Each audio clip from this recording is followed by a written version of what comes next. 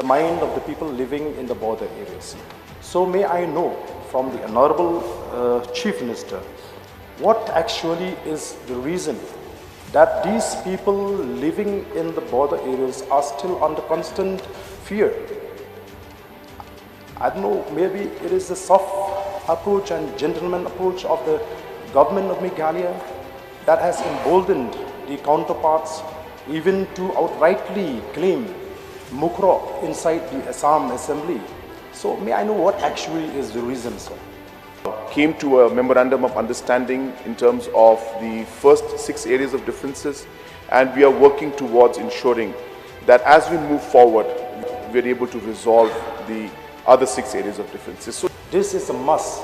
Whether we settle the border, whether it takes time or we can settle the border now, but at least the safety and security of the people should not be compromised under any circumstances.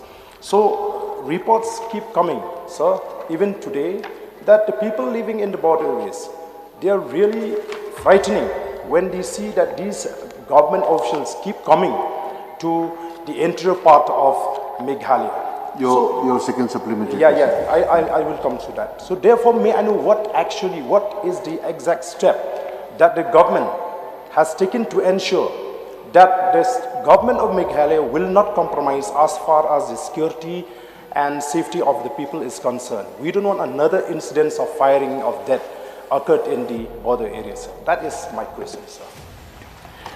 Sir, again, as I said, the concerns of the honorable member are definitely genuine. And as we have moved forward, sir, this, as I mentioned, the at different levels and different times in the past 50 years, tensions have built up during different occasions. But in order to ensure that we are able to